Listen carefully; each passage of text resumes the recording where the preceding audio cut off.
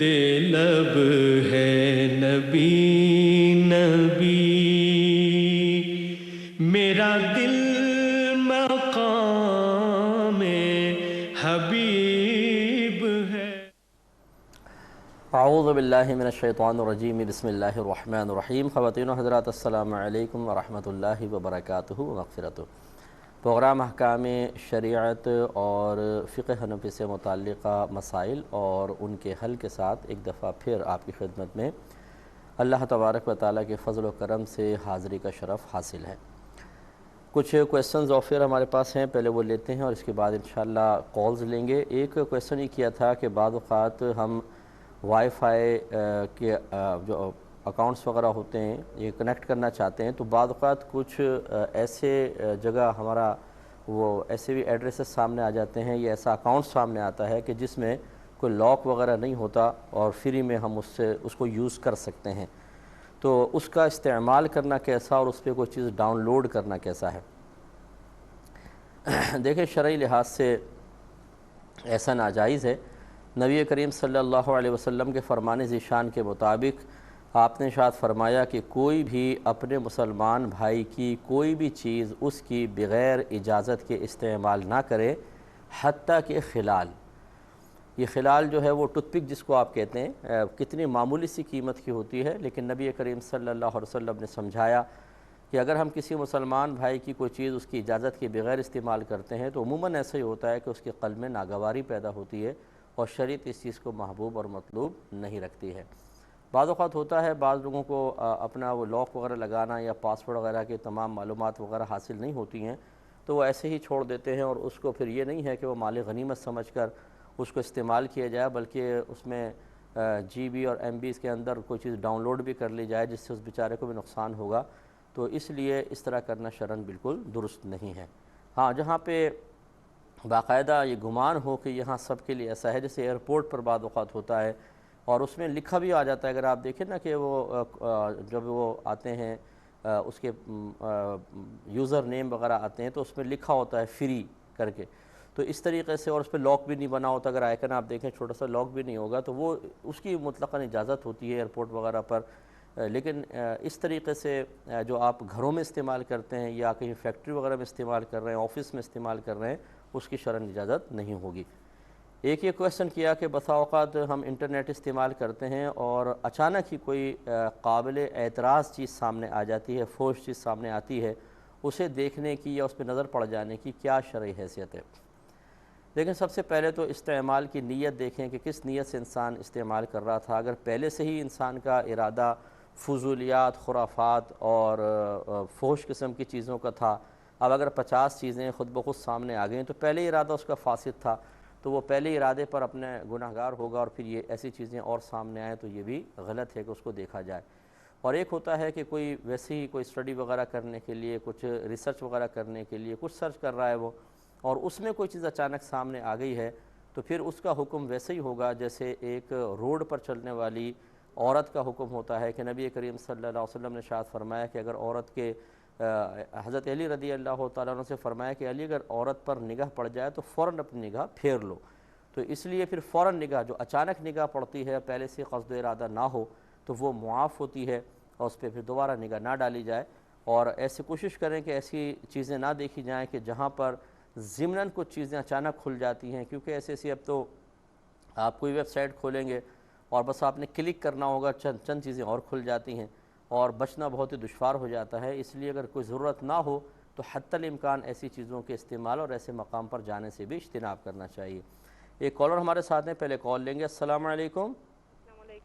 जी वालेकुम अस्सलाम। मुफ्ती साहब, हमारा मुल्तान से बात करें, मेरे चंद सवालात हैं। जी। पहला सवाल यह है कि जब आका करीम अलैहिस्सलातु वस्सलाम का नाम मुबारक सुना जाए या जिक्र मुबारक सुना जाए तो ज़बान से दुरूद पाक पढ़ना ज़रूरी है या दिल में भी पढ़ा जा सकता है, इस हवाले से बताइएगा। और मेरा अगला क्वेश्चन ये है कि यूट्यूब में बाज़ ऐसी वीडियोज़ होती हैं जिसमें दिखाया जाता है कि फरिश्ते खाना काबा में आसमान से उतर रहे हैं और नमाज़ पढ़े हैं। क्या ऐसी वीडियोस पे यकीन रखना चाहिए कि नहीं? क्या फरिश्तों की भी वीडियो बनाई जा सकती है? और मेरा अगला क्वेश्चन ये है कि जिन खवातीन का हमल ज़ाया हो जाता है या बच्चों को दूध पिलाने की मुद्दत में बच्चों की डेथ हो जाती है, तो बड़ी खातून जो खवातीन होती हैं घरानों में, वो कहती हैं कि इनका साया कवारी बच्चियों पे ना पड़े, کیونکہ ان کے ساتھ بھی شادی کے بعد ایسا معاملہ ہوگا، ایسا کرنے کی اسلام میں کیا شرعی حیثیت ہے؟ ٹھیک ہے، اور اگلا کوشچن یہ ہے کہ اگر کوئی بیڈ پہ بیٹھ کے نماز پڑھ لے تو کیا ایسی کنڈیشن میں نماز ہو جائے گی کہ نہیں؟ اور میرا اگلا کوشچن یہ ہے کہ ایک ہمارے جاننے والے ہیں، انہوں نے اپنی بیٹی کو، ان کی بیٹی کی عمر ہے 17 یا 18 سال، وہ اگر تسبیح پڑھیں یا نماز پڑھیں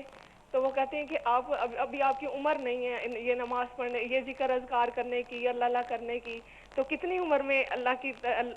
کا ذکر کر سکتے ہیں اور اس طرف دھیان کر سکتے ہیں؟ اس حوالے سے بتائیے گا۔ اور میرا آخری کوشچن یہ ہے کہ اگر دانت سے مسلسل بلڈ نکل رہا ہو اور بھوک شدت سے لگی ہو، ایسی کنڈیشن میں کیا کھایا پیا جا سکتا ہے کہ نہیں؟ اس حوالے سے رہنمائی فرمائیے گا۔ جی، اور میں انشاءاللہ عرض کرتا ہوں۔ ایک اور کالر ہیں، السلام علیکم۔ السلام علیکم۔ جی وعلیکم السلام۔ جی مقصد میرا پہلا سوال یہ ہے، ایک شخص ہے وہ اپنا فرض حج ادا کر چکا ہے، اچھا اس کے پاس اس کا ذاتی گھر بھی نہیں ہے اور اس کی بیٹی ہے جو چند سال بعد وہ شادی کے قابل ہو جائے گی، پھر بھی وہ عمرہ کرنا چاہتا ہے، تو وہ اس کو ایسا عمرہ کرنا کیسا ہے؟ وہ یہ کہتا ہے کہ حج اور عمرہ انسان کو غنی بھی تو کر دیتے ہیں، اگر گھر یا نہیں ہے تو کیا ہوا؟ اس کا ایسا کہنا ہے۔ اور مطلب دوسرا سوال کیا میرا کہتا ہے مقصد وہ یہ ہے، کہ حج اور عمرہ غنی کر دیتے ہیں؟ ہاں اس نے یہ کہا ہے کہ حج اور عمرہ انسان کو غنی کر دیتا ہے۔ ٹھیک ہے، اور جی دوسرا سوال مقصد میرا یہ ہے کہ جیسے اگر کوئی شخص پردیس میت میں گیا، جیسے یہاں سے حیدرآباد سے کراچی وہ کوئی میت میں جائے کسی عزیز کے یہاں، تو وہ جو کھانا جو میت کو دفن کے بعد کھلایا جاتا ہے تو کیا وہ غنی کھا سکتا ہے اس کو؟ اس کے اور بھی رشتہ دار وہاں موجود ہیں، وہ کیا ان کے گھر پر جائے یا وہی ادھر ہی جو میت کا کھانا میت کو دفنانے کے بعد کھانا کھلاتے ہیں وہ کھا لے؟ ٹھیک ہے، وہ ٹھیک ہے، غنی ٹھیک ہے، ٹھیک ہے، اور یا دوسرے رشتہ دار کے پاس جائے؟ اور مفتی صاحب اس طرح سے ہوتا ہے جیسے گھر میں میت ہوئی،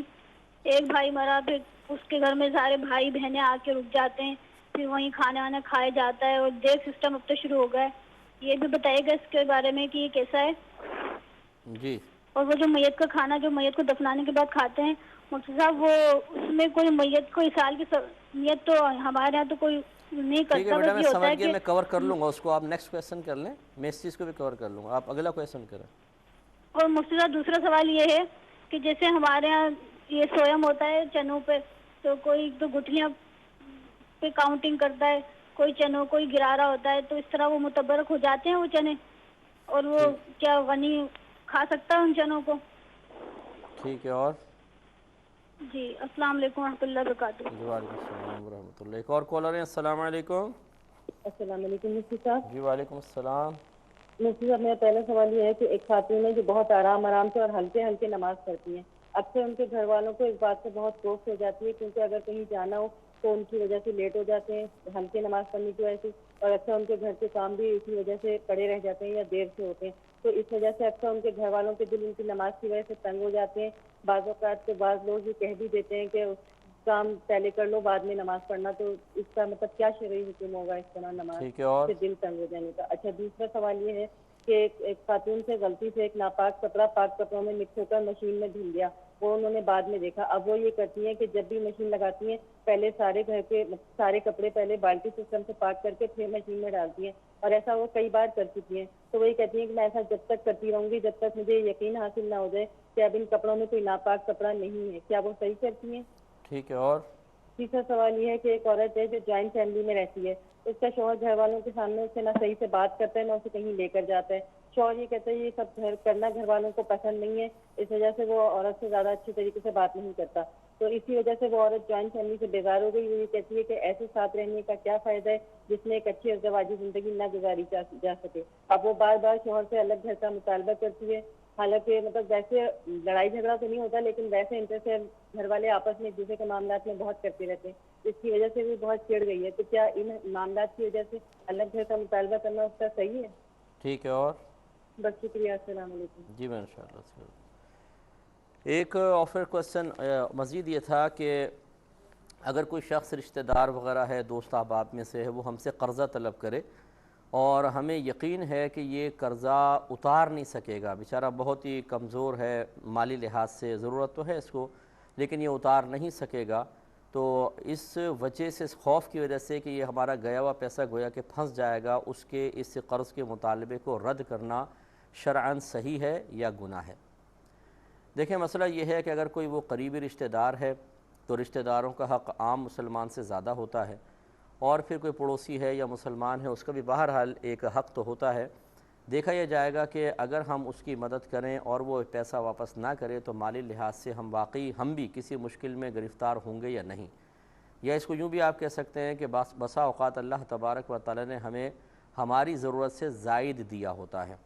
تو ایسی صورت میں تو اس کو منع نہیں کرنا چاہیے، اس کو تھوڑا بہت یقیناً دینا چاہیے، کیونکہ آپ کو اللہ نے غنی کیا ہے اور وہ بیچارہ محتاج ہے، اور بسا اوقات اللہ تبارک و تعالی ہمیں یعنی اس کا ارادہ ایسا ہوتا ہے جو قرآن و حدیث کی بعض تعلیمات سے ہمیں حاصل ہوا کہ وہ کسی اور کا ہمیں عطا فرما دیتا ہے، پھر اس اور کو کسی اور کو ہمارے پاس آنے کا الہام فرماتا ہے۔ اب گویا کہ جو پیسہ ہمارے پاس ہے وہ ایک امانت تھی گویا کہ، اور ہم اس کو دیں گے، اگر نہیں دیتے تو یہ حدیث میں موجود ہے کہ اللہ تبارک و تعالی بسا اوقات لوگوں کو اس لیے نعمت دیتا ہے تاکہ وہ دوسروں کو اس سے فائدہ پہنچائیں، اور جب وہ فائدہ نہیں پہنچاتے تو اللہ تبارک و تعالی ان سے وہ نعمت چھین لیتا ہے۔ تو اس لیے بخل نہیں ہونا چاہیے اگر کوئی واقعی غریب رشتہ دار ہے۔ پہلی بات تو یہ کہ اس بیچارے کو مانگنے کی ضرورت ہی نہیں ہونی چاہیے، حتی الامکان کوشش یہی ہو کہ اگر کوئی غریب رشتہ دار ہے از خود آگے بڑھ کر اس کی مدد کریں تاکہ اس کی عزت نفس مجروح نہ ہو، اور فرض کر لیں کہ ہماری توجہ نہ رہی یا اس نے اپنی سفید پوشی کا بھرم رکھے، کبھی بھی اپنے حالات ہمارے سامنے ظاہر نہ ہونے دیے، اور اب وہ آ کر ہم سے کچھ طلب کر رہا ہے تو اس خوف کی وجہ سے یار پیسہ دوں گا واپس نہیں آئے گا، ضرورت سے زائد کو بھی روک لینا یہ بخل ہے، اب ضرورت ہے اس کو دینا چاہیے۔ اور یہ ہمیشہ یاد رکھیے کہ اگر وہ نہیں بھی دے سکا، فرض کر لیں تو نبی کریم صلی اللہ علیہ وسلم کا ایک فرمان تو یہ ہے کہ آپ نے ارشاد فرمایا کہ خدا کی قسم صدقے سے تمہارا مال کم نہیں ہوتا،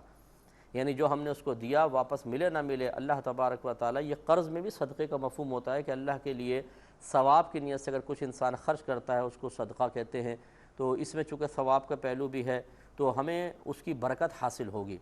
اور میرے آقا صلی اللہ علیہ وسلم نے ارشاد فرمایا اگر کوئی کسی قرض دار شخص کو مہلت دے اور یا پھر اس کے قرض کو معاف کر دے، اگر وہ تنگ دست ہے تو اللہ تبارک و تعالی برود قیامت اس سے درگزر فرمائے گا۔ تو معلوم یہ ہوا کہ اگر ضرورت سے زائد ہے روکنے کا کوئی فائدہ نہیں ہے، دینے کا فائدہ ضرور ہے کہ ہمیں صدقے کا ثواب بھی ملے گا، نامہ اعمال میں نیکیاں بھی لکھے جائیں گی، گناہوں کا کفارہ بھی بنے گا، درجات کی بلندی بھی ہے، اللہ تبارک و تعالی کی بارگاہ میں درجات قرب بھی حاصل ہوں گے، اور میدان محشر میں حساب کتاب میں آسانی بھی ہو سکتی ہے۔ لہٰذا مشورہ یہی ہے تعلیم شرع کی روشنی میں کہ اس کو بوجھ سمجھ کر نظر انداز کر کے یا طنز کر کے اس کو تنگ کر کے یا اس کو حقیر سمجھ کے نظر انداز کر دینا خود ہمارے لیے ہی نقصان کا باعث ہے۔ ایک مختصر سا بریک لیں گے، ہمیں یقین ہے آپ ہمارے ساتھ ہی رہیں گے۔ الرحمن الرحیم، ایک کویسچن یہ بھی تھا کہ یہ آف ایئر ہی ہوا تھا کہ بعض اوقات اپنے بچوں کی شادی کرتے ہوئے عمر کم بتائی جاتی ہے، اس کی کیا شرعی حیثیت ہے؟ دیکھیں یقینی سی بات ہے کہ یہ دھوکہ ہے، جھوٹ ہے، فراڈ ہے، اور شریعت نے دھوکہ اور جھوٹ کو منع فرمایا ہے۔ نبی کریم صلی اللہ علیہ وسلم نے ارشاد فرمایا جو دھوکہ دے وہ ہم میں سے نہیں، اور جھوٹے کے لیے بہت زیادہ سخت وعیدات بیان کی گئی ہیں۔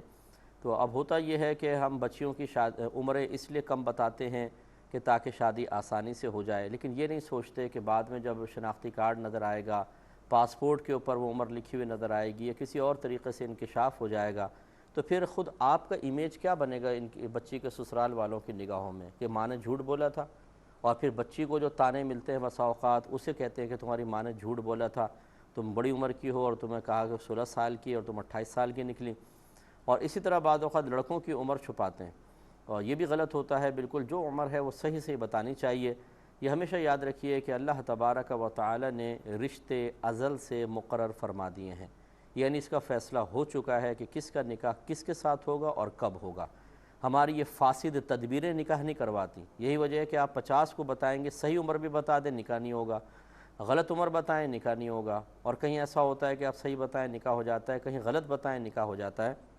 ایک جیسی کہانی کہیں پر بھی نہیں ہے۔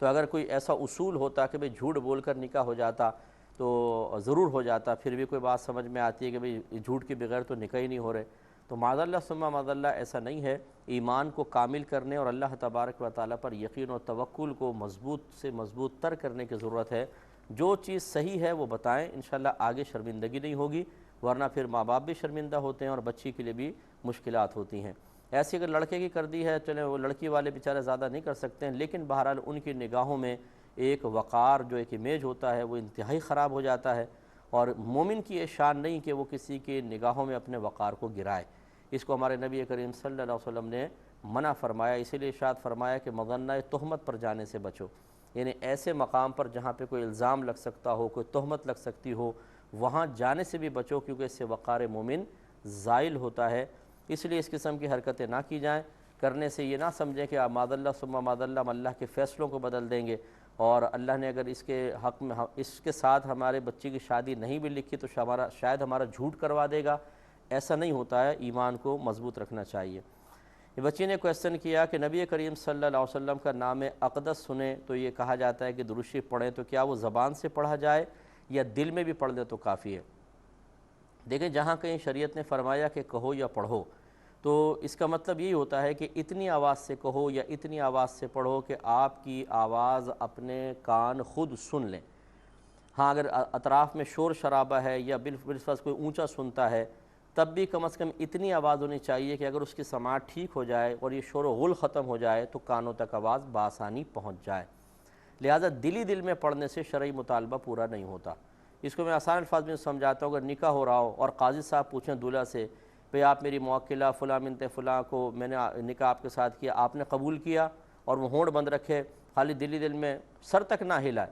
اور پوچھیں بھئی بول نہیں رہے ہو، وہ کہے میں نے دل میں کہہ دیا ہے، تو کیا یہ نکاح مانا جائے گا؟ یقیناً کبھی بھی کوئی بھی نہیں مانے گا۔ اسی طرح اگر شوہر دل میں طلاق دے دے، زبان سے الفاظ ادا نہ کرے، کبھی بھی طلاق واقع نہیں ہوتی ہے۔ اس لیے جہاں شریعت نے فرمایا کہ کہو یا پڑھو، وہ چاہے نماز کی تکبیرات ہیں، نماز کی قراءت ہے، تسبیحات ہیں، اسی طریقے سے مرغی یا بھی جیسے قربانی کے ایام آ رہے ہیں جانور ذبح کرنا ہے، اسی طرح طلاق خدا نخواستہ کوئی دے اور یا نکاح کر رہا ہو، تو اتنی آواز ضروری ہوتی ہے کہ اپنے کان سن لیں۔ ایک انہوں نے فرمایا کہ بسا اوقات یوٹیوب وغیرہ پہ ایسی ویڈیوز بنا کے ڈال دی جاتی ہیں کہ جی آسمان سے فرشتے کعبۃ اللہ پر اتر رہے ہیں، تو کیا کیمرے کی آنکھ ان فرشتوں کو دیکھ سکتی ہے؟ میری بہن، یقینی سی بات ہے کہ آپ بھی ماشاءاللہ پڑھی لکھی ہیں، یہ جہلا لوگ ہیں جو اس طرح اپنی آخرت کی بربادی کا سامان کرتے ہیں۔ اتنی واہیات چیزیں ڈالی جاتی ہیں کہ جس کی کوئی انتہا نہیں، کوئی اپنی آخرت کی فکر نہیں، کوئی غم نہیں، اور ایسے بنا کے ڈالیں گے، پکچرز بھی بنائیں گے، کہیں جوڑے گے وہ اونٹ کے کوہان بنا دیں گے اور جوڑا ساتھ میں بنا دیں گے، یہ کرنا حرام ہے، حالانکہ حدیث کا نہ مفہوم سمجھا نہ کچھ سمجھا۔ اس طرح اپنی آخرت کی بربادی۔ یوں ہی بیوی نے اگر شوہر کا نام ساتھ لکھ لیا تو جی اس نے اپنے آپ کو غیر کی طرف منسوب کر دیا، اس پہ وہ حدیثیں لکھ دی ہیں جو نبی کریم صلی اللہ علیہ وسلم نے جان بوجھ کر اپنے نسب کو بدلنے والے کی بارے میں وعید بیان کی تھی۔ یہ تو تھی نہیں۔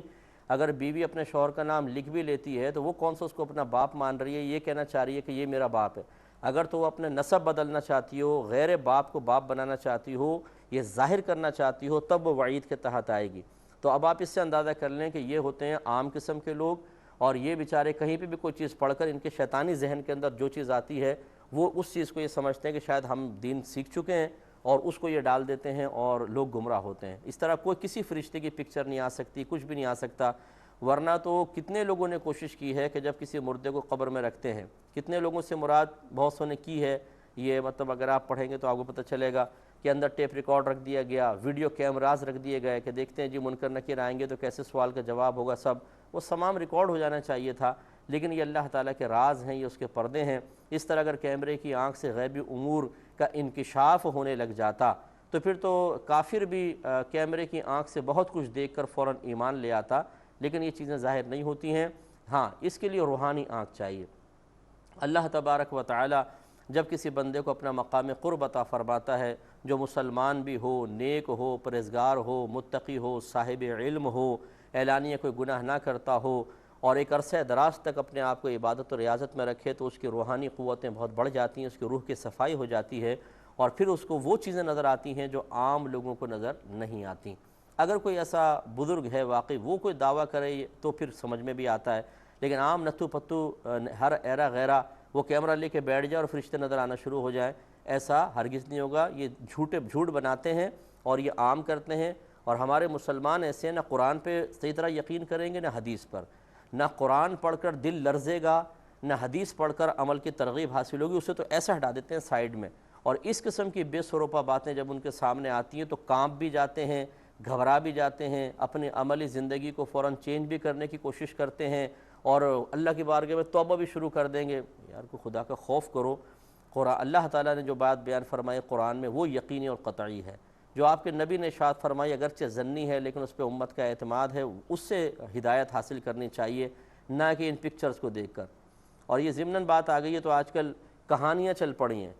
ایک شخص چل رہا تھا, ایک بادشاہ تھا, پورے واٹس ایپ کے اوپر اتنے لمبے لمبے میسج کر دیں گے, یعنی ان کہانیوں سے نتیجہ اخذ کریں. اب ہمارے پاس اور کوئی کام تو ہوتا نہیں, نہ قرآن پڑھنے کا ٹائم ہے نہ حدیث پڑھنے کا, چلو کہانی پڑھ لیں گے. اور پھر کہتے ہیں یار اس کہانی سے نا میرے کچھ اندر کچھ تبدیلی آئی ہے. ہمیشہ یاد رکھیں ان قصے کہانیوں سے جو اپنے پاس سے بنائے ہوئے ہیں ایک عارضی کیفیت کی تبدیلی تو آپ حاصل کر سکتے ہیں, لیکن اس میں کبھی روحانی برکت آپ کو حاصل نہیں ہو سکتی ہے. اس کے برعکس اتنی دیر آپ قرآن پڑھ لیتے, حدیث پڑھ لیتے, بے تحاشا روحانی ترقی ہوتی اور بہت کچھ حاصل ہوتا. لیکن ابھی ایک نے کرنا شروع کیا,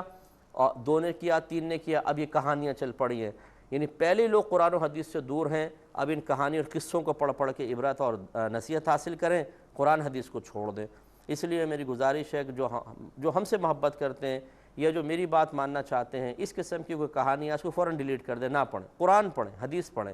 قرآن کی آیات جو عبرت والی ہیں, نصیحت والی ہیں, وہ آپ فارورڈ کریں, حدیثیں فارورڈ کریں, یہ بہت بہتر ہے. اس قسم کی چیزوں کو فروغ نہ دیں, ورنہ آپ کی آگے آنے والی نسلیں انہی چیزوں سے بس نصیحتیں حاصل کرنے کی کوشش کریں گی اور قرآن و حدیث سے پہلے دور ہیں, بہت زیادہ دور ہو جائیں گی, نقصان ان کی آخرت کو پہنچے گا. ایک ہی کہتی ہیں کہ بسا اوقات کسی بچی کا حمل ضائع ہو جاتا ہے, یا بھی وہ بچوں کو دودھ پلا رہی ہوتی ہے تو بچہ فوت ہو جاتا ہے, تو بڑی بوڑھیاں کہتی ہیں کہ بھئی کنواری عورت پر اس کا سایہ نہیں پڑنا چاہیے, ورنہ ان کے ساتھ بھی ایسے ہی ہو جائے گا. دیکھیں جو خواتین اس قسم کی باتیں کہتی ہیں وہ بہت بڑی گناہگار, حرام اور گناہ کبیرہ کی مرتکبہ ہیں. اگر اللہ کی بارگاہ میں توبہ نہ کریں تو ان کا انجام بہت خطرناک ہے. وہ چاہے دادی جان ہو, وہ چاہے نانی جان ہو, وہ چاہے آپ کی ہماری امی جان ہو, یہ بالکل غلط چیزیں ہوتی ہیں. ان بے سروپا باتوں کو کرنے سے ایک تو خود سوچئے جس کا بچہ فوت ہوا پیٹ میں یا دودھ پیتے فوت ہو گیا, وہ تو بیچاری پہلے صدمے میں ہے, پہلی غم میں ہے. آپ اپنی لاجک لے کر آ گئیں کہ جی اس کا سایہ نہیں پڑنا چاہیے, معاذ اللہ, گویا کہ وہ منحوس ہو گئی ہے اور کنواری بچیوں پہ سایہ پڑے گا تو ایسا ہو جائے گا. اچھا جن پر سایہ نہیں پڑا ان کے بچے مرے کہ نہیں مرے؟ یقینی سی بات ہے ان کے ہاں بھی بچے فوت ہوتے ہیں, ان کے ہاں بھی گھر والے فوت ہوتے ہیں. تو اس کا مطلب یہ ہے کہ یہ اصول بناتے چلے جاؤ, کسی کا شوہر فوت ہو تو بھئی اس کا سایہ نہیں پڑنا چاہیے کیونکہ شوہر فوت ہو گیا, اور اس کا سایہ نہیں پڑنا چاہیے کیونکہ ابا فوت ہوا ہے, اور اس کا سایہ نہیں پڑنا چاہیے کیونکہ امی جان فوت ہو گئی ہیں. پھر تو ہر ایک کے بارے میں اصول بنائے نا. اور پھر خود یہ جو خود کہہ رہی ہوتی ہیں ان کے بارے میں کیا خیال ہے؟ ان کے گھروں میں بھی تو بہت ساری میتیں ہوئی ہیں, تو پھر ان کو جواب میں یہ کہنا چاہیے کہ پھر آپ کے سایہ سے بھی بچنا چاہیے کیونکہ آپ بہت بوڑھی ہو گئی ہیں اور آپ کے سامنے 10-5 مرے ہیں, تو ہو سکتا ہے وہ آپ ہی کی برکات کا نتیجہ ہو, لہٰذا خدا را اپنا سایہ بھی ذرا ہم سے دور رکھیے. یہ کہہ کر دیکھیں آپ, پھر دیکھیں کیسے ایک دم جیسے ہری مرچ چبا لیو, کچی ہری مرچ. تو خلاصہ کلام یہ ہے کہ یہ بالکل غلط باتیں ہیں. کسی بچی پر اس طرح تہمت لگانا, اسے منحوس قرار دینا بالکل غلط ہے. اللہ تبارک و تعالیٰ کی مرضی سے سب کچھ ہوتا ہے. کسی کے کوئی اثرات سے منحوس اثرات ہوتے ہی نہیں ہیں, منحوس اثر ہوتا ہی نہیں ہے. میرے آقا صلی اللہ علیہ وسلم نے سختی کے ساتھ اس کو منع فرمایا. یہ تو وہ زمانہ جاہلیت میں کفار کے طریقے تھے. جب نبی کریم صلی اللہ علیہ وسلم نے اپنی تعلیمات کو عام کیا, ارشاد فرمایا وَإِذَا تَطَيَّرْتَ فَمْضِ, کہ اگر تمہیں بدشگونی کسی چیز سے حاصل ہو اس کام کو کر گزرو, پرواہ نہ کرو. یہ قوی الایمان لوگوں کے لیے ہے, اور ضعیف الایمان شخص جو ہے وہ بہرحال وہ تو پھر اسی توہم پرستی میں رہتا ہے. تو اس لیے اس طرح بڑی بوڑھیاں اگر کوئی سن بھی رہی ہوں, مجھ سے ناراض نہ ہو, آپ میری بڑی ہیں اور ہم آپ کا ایک جہت سے آپ کی عمر کے لحاظ سے ادب و احترام کریں گے, لیکن جب آپ ہی اللہ تعالیٰ اور اس کے رسول کی تعلیمات کے خلاف اپنی آنے والی نسلوں کو گمراہ کرنے کی مرتکبہ ہو رہی ہوں گی تو پھر آپ کا کوئی لحاظ نہیں ہے. کیونکہ اصل اللہ تبارک و تعالیٰ اور اس کے رسول کریم صلی اللہ علیہ وسلم سے ہماری محبت ہے اور ان کا حکم پہلے ہے. آپ کی ان بے سروپا تعلیمات کی وجہ سے جو معاشرے میں بگاڑ پیدا ہو رہا ہے اور گھروں کے اندر جو طوفان بدتمیزی ان عورتوں کی وجہ سے, ان جاہل عورتوں کی وجہ سے, وہ الامان والحفیظ. ایک مثال میں اس کی اور دے دیتا ہوں, اگرچہ یہ ضمنی ہے, اس کے تعلق نہیں ہے. کسی خاتون کے ڈیلیوری ہوتی ہے تو پھر جو اس کے بعد بلڈ آتا ہے اس کو نفاس کا خون کہتے ہیں. اس کی کم سے کم کوئی مدت نہیں ہے. اگر 2 دن میں آ گئے, بند ہو گیا تو پاک ہو کے نماز پڑھنی ہوگی, اور زیادہ سے زیادہ 40 دن ہے. اس مسئلے کو میں ذکر کرتا ہوں لیکن ایک مختصر سے بریک کے بعد. الرحمن الرحیم۔ تو ابھی میں سمجھا رہا تھا کہ اگر یہ نفاس آتا ہے 1-2 دن میں ہی بلیڈنگ اگر بند ہو گئی ہے تو فرض ہے عورت پر کہ غسل کر کے نمازیں سٹارٹ کرے گی۔ ہاں اگر مسلسل آ رہی ہو تو 40 دن تک ناپاک رہتی ہے، پھر 41ویں دن بھی آ رہا ہو تو کوئی مسئلہ نہیں ہے، غسل کر کے نماز شروع کرنی واجب ہوگی۔ اب ہمارے گھروں میں عموماً یہ دیکھا گیا ہے کہ اگر 2-3 دن 4 دن 5 دن میں بچی کا بلڈ بند ہو گیا، کہتی ہے نہیں تم نماز ہی نہیں پڑھ سکتی اس لیے کہ تم ناپاک ہو۔ 40 دن تک عورت ناپاک رہتی ہے، یہ انہوں نے اپنا اصول بنایا ہوا ہے۔ اگر 5 دن میں بلیڈنگ بند ہو گئی اور لڑکی کو غسل کر کے نماز پڑھنا فرض تھا اور انہوں نے روک دیا تو 35 دن کی نمازیں اس نے قضا کی ہیں۔ آپ اندازہ کر لیں ہر روز 5 نمازیں قضا ہوتی ہیں تو کس قدر بڑا گناہ کبیرہ ہے، اور یہ وہ کر رہی ہوتی ہیں جو گھر کی عموماً سرپرست ہوتی ہیں۔ اس لیے میں اپنی بڑی بوڑھی جو خواتین ہیں ان سے گزارش کروں گا کہ آپ بھی علم سیکھیے کم از کم ان امور کے بارے میں، ورنہ اس طرح کی گمراہی اگر آپ کی طرف سے عام ہوئیں تو آپ کے لیے گناہ جاری ہے، ہمارا کوئی نقصان نہیں۔ اگر ہمارا کوئی غصہ ہوتا ہے یا ہم آپ کو بات کہتے ہیں آپ کو تلخ سی محسوس ہو تو واللہ آپ کی ہمدردی اور آپ کی محبت میں نہیں چاہتا ہوں کہ ہم جہالت میں رہ کر کوئی ہمارا ایک مسلمان بھائی یا ہماری بہن شیطان کے دام تزویر میں جکڑ کر جہنم کی طرف جائے، یہ ہم نہیں چاہتے، اس سے ہمارے نبی کریم صلی اللہ علیہ وسلم کا دل دکھے گا۔ اس لیے میں آپ کو علم کے بارے میں بار بار کہتا ہوں کہ علم حاصل کریں۔ یہ کہتے ہیں کہ کیا بیڈ پر بیٹھ کر نماز پڑھی جا سکتی ہے؟ دیکھیں اگر کوئی مریض ہے اس کے گھٹنوں میں شدید درد ہے، وہ زمین پہ بیٹھ کے بھی نماز نہیں پڑھ سکتے تو بالکل وہ بیڈ پر اشاروں سے نماز پڑھ سکتے ہیں۔ بعض لوگ کہتے ہیں کہ 17-18 سال کی اگر کوئی لڑکی ہے وہ ذکر اذکار کرنے لگے تو کہا جاتا ہے کہ بھئی ابھی تمہاری یہ عمر نہیں اتنا ذکر اذکار کرنے کی، ایسا نہ کرو۔ تو کون سی عمر ہے جس میں بچی ذکر اذکار کر سکتی ہے؟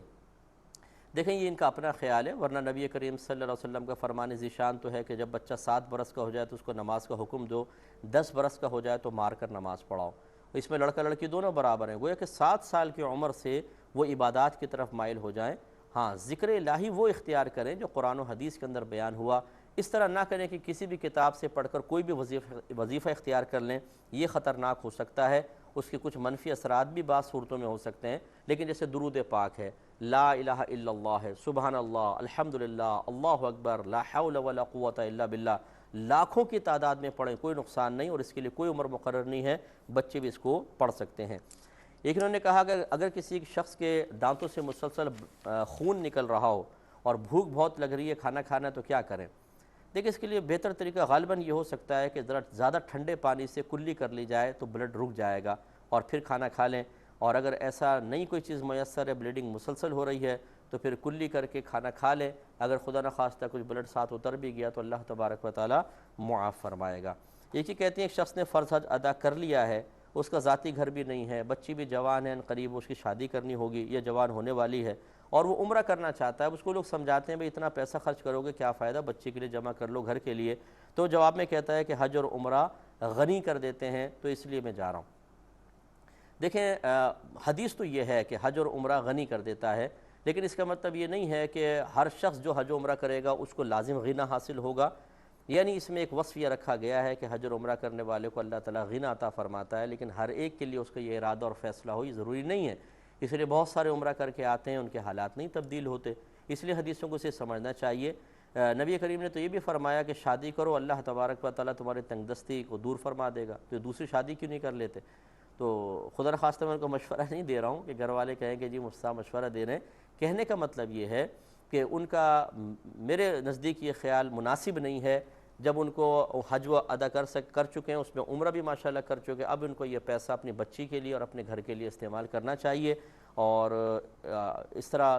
خالی مستحب کی ادائیگی کے لیے اتنا پیسہ اگر وہ خرچ کریں گے تو آگے چل کر خود انہی کو پرابلم ہوگی، اور گھر والوں کی دل آزاریاں، ان کو کوفت اور ان کا ذہنی ٹینشن علیحدہ۔ بعض اوقات ماں بیچاری سوچ رہی ہوتی ہے کہ بچے کے لیے کوئی جمع کریں، اور شوہر صاحب عمرہ کر کے آ رہے ہیں اور جا رہے ہیں تو کتنے ہزار روپے اس میں لگ جاتے ہیں۔ بہتر نہیں ہے کہ گھر والوں کو اس طرح ذہنی اذیت میں مبتلا کیا جائے۔ ہاں اگر حج فرض ہوتا تو ہم بالکل نہ منع کرتے، لیکن یہ عمرہ ہے، اس لیے بہتر یہ ہے کہ بچی کے لیے جمع کریں، بچی کی شادی وغیرہ کر دیں، پھر 10 عمرے کر لیجیے گا۔ یہ کہتے ہیں کہ بسا اوقات جب میت کے کسی کی وفات ہو جاتی ہے، اس کے پاس جاتے ہیں، دفن کے بعد سب کو کھانا کھلایا جاتا ہے، اس کھانا کھانے کی کیا شرعی حیثیت ہے؟ کیا غنی بھی کھا سکتا ہے، مالدار آدمی؟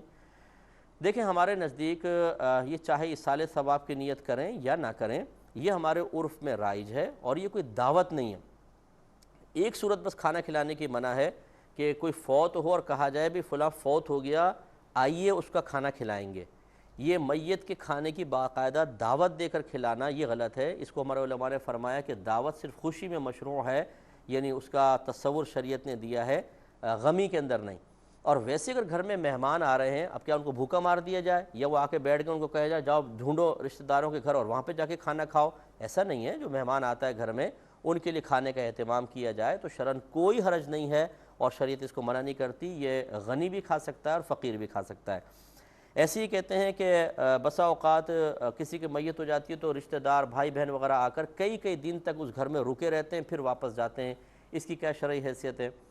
دیکھیں اس میں بھی دیکھنا یہ ہوگا، اگر گھر بڑا ہے اور جن کے گھر آئے ہیں وہ آسانی افورڈ کر سکتے ہیں، پھر تو قریب رہنا بہتر ہے کہ وہ غم میں ہیں، ذرا قریب رشتہ دار قریب ہوتے ہیں تو غم ہلکا جلدی ہو جاتا ہے۔ لیکن اگر گھر میں جگہ نہیں ہے،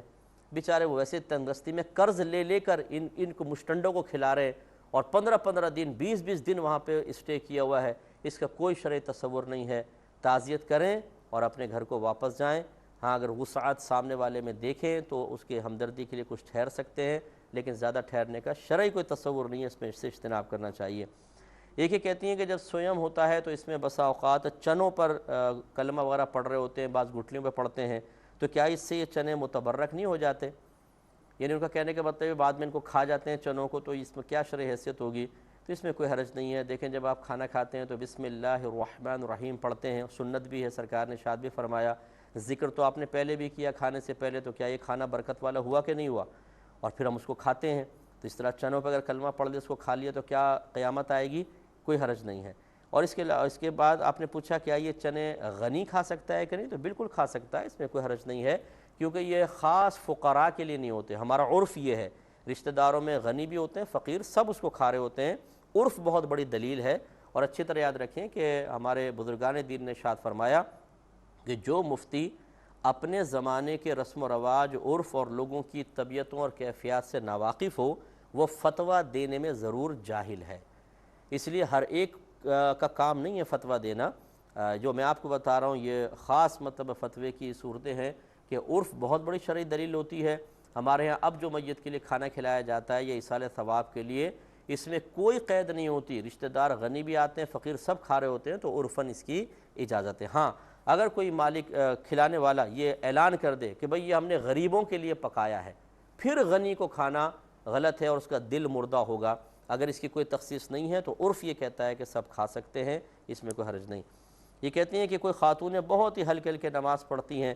حتیٰ کہ گھر والے شدید کوفت کے شکار ہو جاتے ہیں، کہیں جانا ہوتا ہے وہ لمبی لمبی نمازیں پڑھ رہی ہوتی ہیں، گھر کا کام پڑا ہوا ہے لمبی نمازیں پڑھ رہی ہیں، ہلکی نماز پڑھ رہی ہیں، تو بعض اوقات گھر والے کہہ دیتے ہیں بھئی پہلے کام کر لو، نماز بعد میں پڑھ لینا، تو ان کی اس طرح کہنے سے گناہگار تو نہیں ہوں گے؟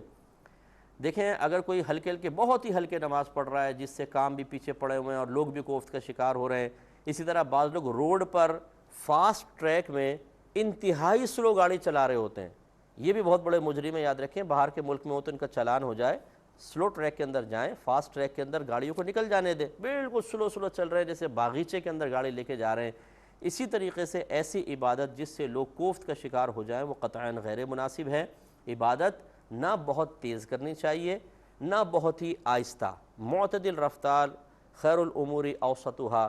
ہر چیز میں بہتر اس کا درمیانہ ہے، تو اس لیے ان بہن کو چاہیے تھوڑی سی سپیڈ بڑھائیں تاکہ گھر والے کوفت کا شکار نہ ہوں۔ اب سب تیار بیٹھے ہیں، آپ نماز پڑھ رہی ہیں، پھر آپ نے تیار بھی ہونا ہے، پھر نکلنا ہے، تو لازم بات ہے کہ اس سے لوگ نماز سے بھی متنفر ہوں گے۔ اس طرح عبادت کی ادائیگی کرنا کہ لوگ آپ سے اور پھر عبادت سے متنفر ہوں، ان کے دل میں کراہت پیدا ہو، قطعاً غیر مناسب ہے، ان بہن کو چاہیے تھوڑی سی سپیڈ بڑھائیں۔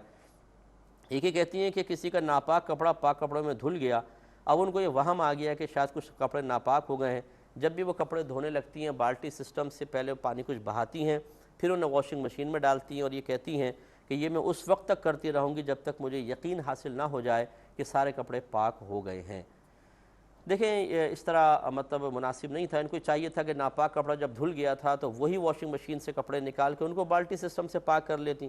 اب انہوں نے دوسرے کپڑوں میں مکس کر دیے، پہلے یہ نہیں کیا ہوگا، اب وسوسہ آ رہا ہے اس طریقے سے، تو بہرحال ایک دفعہ وہ ایسا کر لیں، کیونکہ وسوسے کا شکار ہے، ان کو کتنے بھی سمجھائیں بیکار ہے۔ ان بہن سے ہمارا مشورہ یہ ہے کہ ایک دفعہ سارے گھر کے کپڑے جو بغیر دھلے ہوں چاہے بغیر دھلے انہیں بالٹی سسٹم سے نکال لیں، کوئی ایک کپڑا بھی نہ چھوڑیں، جب ایسا کریں گی تو وسوسہ خود بخود ختم ہو جائے گا۔ ایک ہی کہتے ہیں کہ شوہر ہے جوائنٹ فیملی میں اپنی زوجہ کو رکھے ہوئے ہے تو بعض اوقات جو میاں بیوی آپس میں گفتگو کرنا چاہتے ہیں، بیٹھنا چاہتے ہیں، کچھ ہنسی مذاق کرنا چاہتے ہیں تو شوہر منع کر دیتا ہے کہ نہیں گھر میں سب لوگ موجود ہیں، ایسا نہ کرو، تو اس عورت کو بہت شدید کوفت ہوتی ہے، اگرچہ لڑائی جھگڑا کوئی بھی نہیں ہے لیکن جو ایک میاں بیوی کے ازدواجی ایک زندگی خوشگوار ہونی چاہیے ویسا نہیں ہو پاتا ہے۔ تو کیا اس کو بنیاد بنا کر عورت الگ گھر کا مطالبہ کر سکتی ہے یا نہیں؟ دیکھیں مسئلہ یہ ہے کہ سب کے سامنے تو یقینی سی بات ہے ویسی میاں بیوی کو ہنس ہنس کے باتیں کرنا یہ قطعاً غیر مناسب ہوتا ہے۔ اگر ان کا آپ کا روم ہے، مطلب کوئی جو بھی بہن ہے ان کا روم ہے تو اپنے روم کو اندر سے بند کر کے پھر آپ باتیں کر سکتے ہیں۔ یہ میرے خیال میں کوئی ایسی معقول وجہ نہیں ہے کہ جس کی بنا پر اگر جوائنٹ فیملی میں جھگڑے بھی نہیں ہو رہے، کوئی پھڈے نہیں ہو رہے تو بہت بڑی بات ہے کہ سب پیار محبت سے کم از کم رہ رہے ہیں۔ ہاں اگر کوئی مطلب یہ کہ ایسا ہوتا ہے جوائنٹ فیملی کے اندر کہ اتنی آزادی کے ساتھ انسان زندگی نہیں گزار سکتا جتنا اپنی الگ رہائش ہو تو گزار سکے، لیکن اس آزادی والی زندگی کے لیے ایک اجتماعی زندگی کو چھوڑ دینا، جبکہ اس میں خرچہ بھی کم ہوتا ہے، ایک دوسرے سے ہمدردی بھی ہو سکتی ہے، مصیبت میں ایک دوسرے کے کام بھی آتے ہیں، سارے فوائد کو نظر انداز کر کے صرف اس لیے کہ ہماری نفسانی خواہش تھوڑی سی پوری ہوگی ہم آزادانہ زندگی گزاریں گے، میرے خیال میں معقول فیصلہ نہیں ہے۔ اگر سب گھر والے پیار محبت سے رہ رہے ہیں، لڑائی جھگڑا نہیں ہے، تو ان بہن کو چاہیے کہ اپنی ان خواہشات کے لیے کوئی اور متبادل ذریعہ اختیار کر لیں، لیکن الگ رہائش کا مطالبہ نہ کریں، کیونکہ یہ مطالبہ ہمارے کم از کم ہندوستان پاکستان کے اندر ایک جھگڑے کا سبب بنتا ہے۔ اور پھر عورت کے بارے میں، بہو کے بارے میں کہا جاتا ہے کہ ہمارے بیٹے کو ہم سے چھین کر لے گئی، اور اگلی نسلوں تک پھر یہ وائرس منتقل ہوتا ہے اور جدائیاں ہو جاتی ہیں۔ اس لیے تھوڑا سا میرے خیال میں اس پر صبر کر لینا ہی زیادہ بہتر نظر آتا ہے۔ ای میل ایڈریس چل رہا ہوگا، جو بھائی بہن میل کرنا چاہیں اس پر، یا muftiakmalqtv2@gmail.com پر ہمیں کر سکتے ہیں۔ اس کے علاوہ جو بہن بھائی ہمیں واٹس ایپ وغیرہ بھی کرتے ہیں، میسیجز کرتے ہیں، جواب دینا میرے لیے بہت ہی مشکل ہوتا ہے۔ میری گزارش ہے صرف میل کیا کریں، دوسری جگہ پر کم سے کم آپ میسیج کریں، بہت دقت ہوتی ہے اور پھر لوگ ہمیں برا بھلا کہتے ہیں، ایسے سی باتیں کرتے ہیں کہ میں آپ کو بتا نہیں سکتا ہوں، مجھے بڑا افسوس بھی ہوتا ہے کہ لیکن بہرحال ان کا اپنا ظرف ہے۔ اب اپنے میزبان کو، ہماری QTV کی ٹیم کو اجازت مرحمت فرمائیں۔ آپ ہمارے لیے دعا کیجئے، ہم آپ کے لیے دعا گو ہیں کہ اللہ تبارک و تعالیٰ آپ کو بلکہ تمام گھر والوں کو آپس میں پیار، محبت، الفت، اتحاد و اتفاق عطا فرمائے، اور تا حیات ہر قسم کے لڑائی جھگڑے، فتنہ فساد، اختلاف رائے سے محفوظ فرمائے، آمین۔ وآخر دعوانا ان الحمدللہ رب العالمین۔ دے لب ہے نبی